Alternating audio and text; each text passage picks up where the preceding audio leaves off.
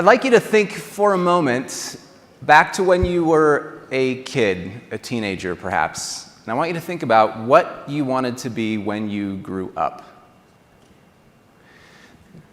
Because of the size of the room, I won't have you necessarily shout things out, but raise your hand if your answer is fighter pilot, nurse, teacher, veterinarian, astronaut, physician. All right, good. So those are some of the standard ones. I think my favorite one was bacon tester. Somebody's got to make sure it tastes good, right? Now, what I'd like you to think about is through the course of your working life. Again, this could be from teenager all the way up till today. I want you to think about your favorite job. What is the job that you loved? What is the one that you would have or maybe even did sacrifice to do? For how many of you is that answer to the second question the same as the answer to the first question? Like 5 of you. So there's a little bit of a disconnect there, right? Most of us don't get to grow up and be what we hoped to be when we were older. We didn't get to be astronauts. We didn't get to be physicians. We didn't get to be the nurse or the teacher, right? Some of us, a few of us get to do that, but for most of us, we don't. Like some people just end up being the night auditor at the Holiday Inn Express. And that's okay. Like my favorite job, other than what I do now, because that's just cheating, but my favorite job was working at a bagel shop when I was 18 years old. It was on Main Street in Salt Lake City, right next to the Salt Lake Tribune building when newspapers were still a thing. And every day at lunch, we would have lines out the door of people waiting to get their food. And it wasn't the work that I did. I mean, making a bagel sandwich is not necessarily the most engaging job I've ever had. But the reason that I loved it, the reason that I would have sacrificed for it, the reason that I stuck around after my shift was over to help or to hang out with the people that I worked with was because of the culture that we had. It's because of the leader of that team, the guy who owned the place, who treated us so well, who treated us like family. And back when I was 18, as pretty much Wonder Bread, non-diverse as Salt Lake City was at the time, we had a pretty good mix of folks on our team. And whatever our background, whatever our beliefs, whatever our orientation, whatever our religion, whatever it was, we came together as a team, especially in these busy, stressful times, to help each other out, to be there for each other, to pick each other up when we fell down, and to help each other out when we were stressed out, right? So whatever that favorite job was for you, and again, I'd love to hear what some of these jobs were, but for the sake of the size of the room, we probably wouldn't be able to hear you. So my guess, after having done this little exercise with thousands of people, my guess is that that favorite job was your favorite, not because it was necessarily the job that brought you the most money. Maybe it was, but probably wasn't. It was probably because that job gave you some sense of meaning, some sense of fulfillment, something that you either were able to get out of it for yourself to make you better, or something that you were able to do for somebody else that made them better. This is what we naturally seek for as human beings. We are meaning-seeking machines. Without that meaning, if we don't have meaning and fulfillment in our work, the only thing we are left with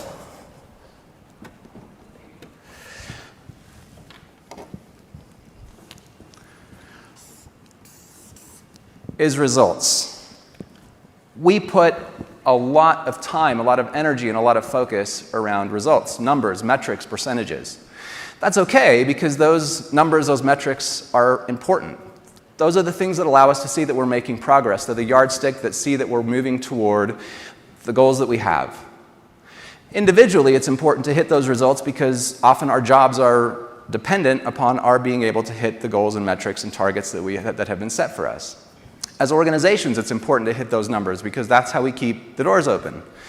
I get it. I'm not suggesting that we get rid of the results, that we get rid of the numbers.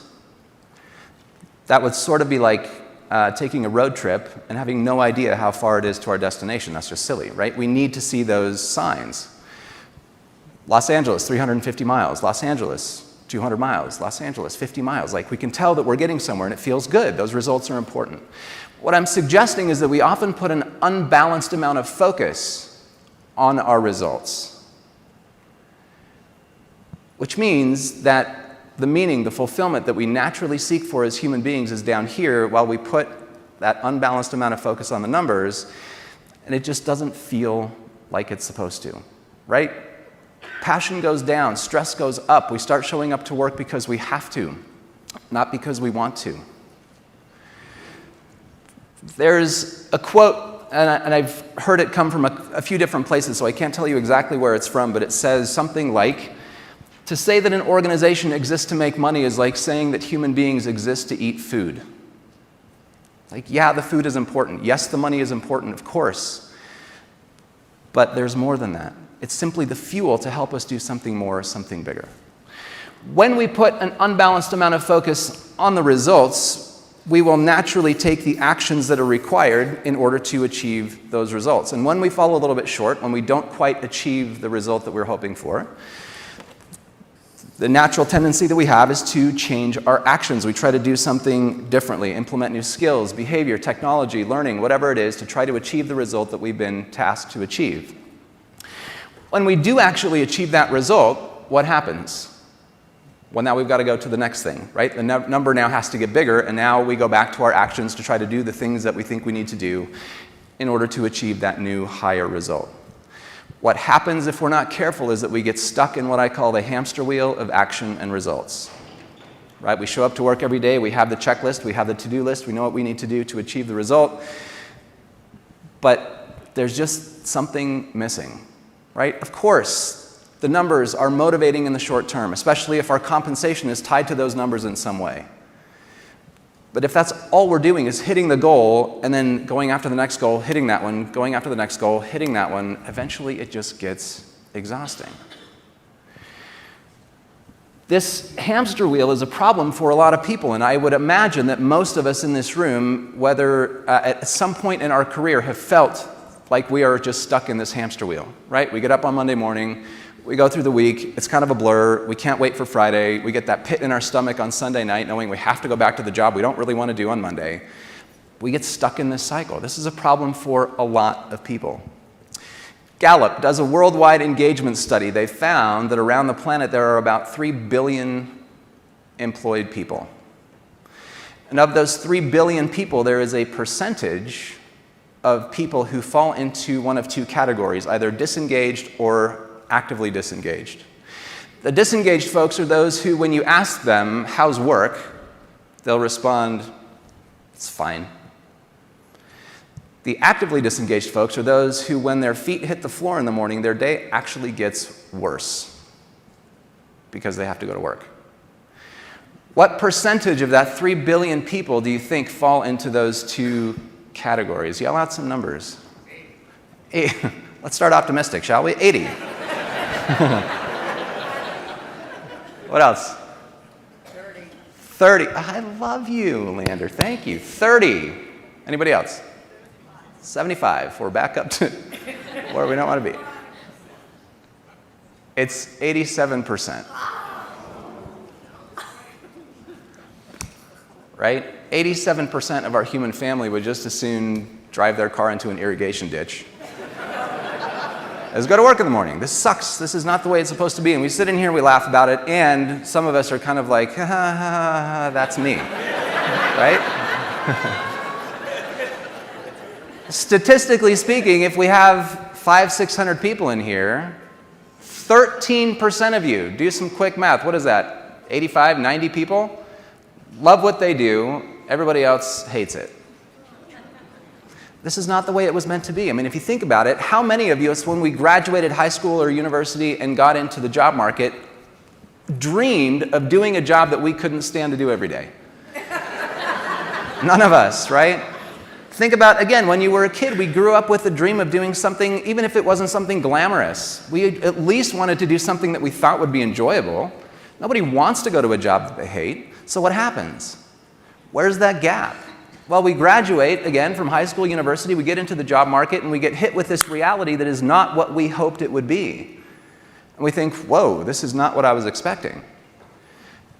Over time, if we're not careful, we just sort of start to accept it, and we say, well, I guess this is just what it means to have a job.